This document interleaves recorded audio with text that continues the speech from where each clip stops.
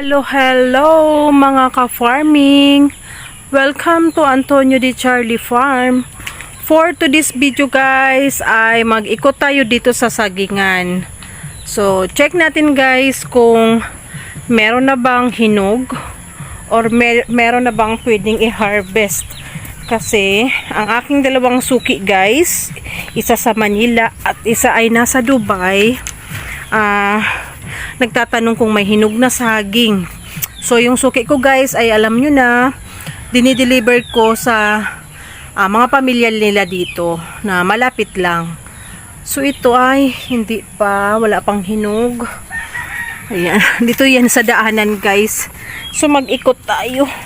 Ayan, dahan-dahan lang tayo Inaayos na naman ni Papa ang daanan namin na pinabagsak ng nagiba ng baha.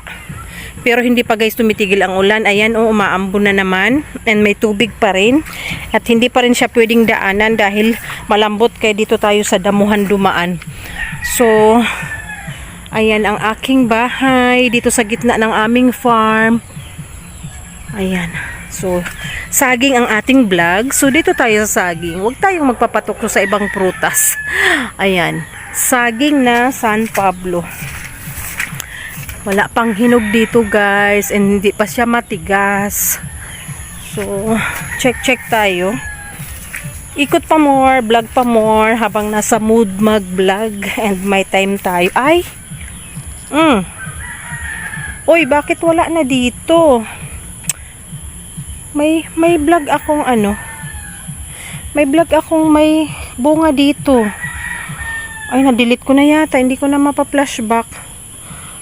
Ito yata yung sinabi sa akin ni Papang papadala niya sa Manila. Ito na nga yun Kasi yung dyan, pinutol ko na. Nahinog na nga at na-deliver ko na. Yan yung nahinog dyan.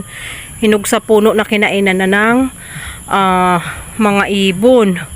So dito yung next na hinihintay ko. Ito pala yung pinadala niya sa Manila. Naputol kasi. Bumagsak. Tayo mo, ang pangit na ng mga saging dito guys. Dahil sa bagyo, mga tumagilid na putol. Ayan mga na. Pero may mga bunga pa naman. Ayan, mga bagong tanim. San Pablo yan. So hayaan lang natin. Ito. Dito tayo. Ayan naman may maliit na puso dyan sa gilid-gilid. Ayan, maraming bunga. Ito guys, bagong tanim. Ayan, lakatan na naka-intercrop sa mga niyog at kalamansi. So dito tayo kay saging. Itong saging na to guys ay matanda na dito. Ilang taon na ba itong nakatanim? So nung umuwi ako ay more than 2 years na. Na to guys, more than 3 years na. Kasi asawa ko daw ang nagtanim nito. Ang asawa kong naliligaw ng landas na sumakabilang bahay na. So ayan, tanim niya daw ito. Ayan ang kanyang alaala. Alaalang nagdaan. Ayan dito. Ay. Naputol guys. Ito yung sinasabi ni Papa, nagpuputulin niya. Na ipapadala din sa Manila. Binagsak ng malakas na ulan. Wala namang hangin guys. Siguro lumakas yung ulan. Lumakas din yung hangin. Ayan siya naputol Ang ganda-ganda pa nito dun sa isa kong vlog. So ang pangit na mga ano nangyari dito. Ito naman inakyat to ng kambing Ayan naman nakatagilid. So ayan, nakahiga na yung papaya. Ano ba yan nangyari sa mga saging? Talaga, grabe perwisyo yung bagyo guys. Ayan pa Ayan, nakatagilid, may bunga yan. So hayaan nating nakasandal siya at makatigas man lang yung bunga. Ayan, may puso pa din natatanggal. Hindi tataba ang bunga. So ayan, ikot tayo. Ikot tayo sa mga saging na San Pablo. Ito anong nangyari dito? Ayan guys, naputol na. Pag hinangin pa to ng malakas ay siguradong siguradong bibigay na to. Diba? Dito pala magandang picturean. Ayan, kita ba? Hindi kita yung hindi kita ang tawag dito. ang buo. Guys, sa kabilang side ng farm, dito sa merong dito sa may patula, ayan, mga saging na San Pablo din guys. May nakuha na din na hinog dyan. Ayan, oh, pinabagsak na rin. Kita nyo guys, ayan, tumagilid na. And ayan, tumagilid na siya pero hindi pa matigas yung bunga. Sana mahinog din siya dyan. Ayan, ikot nga tayo. Ayan, oh. Tingin tayo baka may iba pang pwedeng kunin. Ayan guys, oh, ginapangan na siya ng patula ang mga saging natin. And doon, ayan, ayan ang saging, paikot lang. May sinisilip ako ditong bunga ng patula, baka na oversize na. Sana yun. Ayun, ay hindi pa, maliit pa.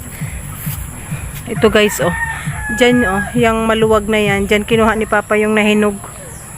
Ibang variety yun, yung mabango. So ayan ang mga saging natin guys, oh, paikot. And dun sa other side na yun, oh, nandun yung kalamansi sa kabila ng bakod. So ngayon guys, lilinisin namin to. Aalisin na yung mga dyan sa gitna. Igigilid na lahat ng saging para itong space na to hanggang doon sa kabila.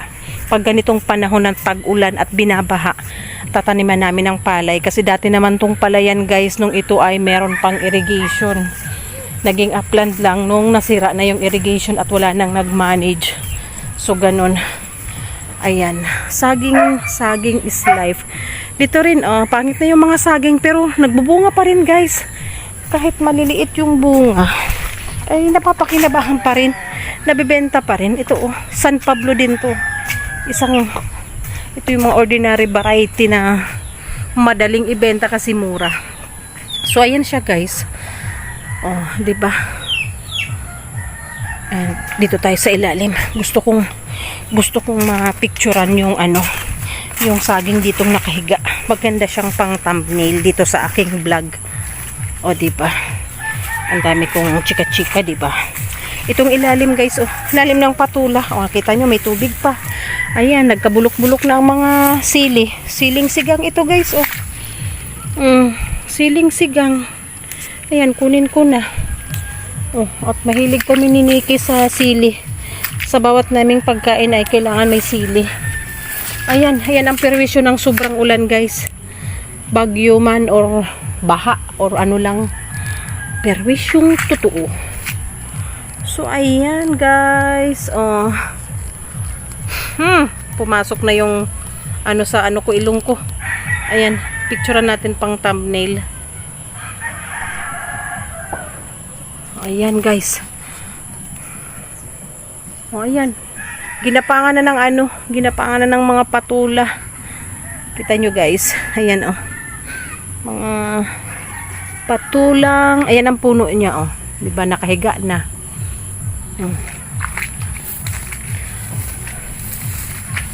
Ayan, nakahiga na. Ayun ang bunga. So ayan guys, ayan pa, oh. Maraming bunga, halos lahat may bunga. Mga malalaki. So ito yung pantanim guys. Pag magtatanim ng bago, yung mga ganito, oh. Ayan, kailangan ilipat na yan sa gilid ng bakod para mas umaliwalas itong kagitnaan hanggang doon yung sa amin guys, oh. So dati kasi pinapastulan ng baka doon. Pero pwede nang taniman ng palay next na tagbaha, tag-ulan. Sa ngayon mga gulay-gulay muna. So ayan ang aking vlog for today guys, tungkol sa saging na San Pablo. So thank you for watching. See you again next time sa mga susunod ko pang upload. Bye-bye!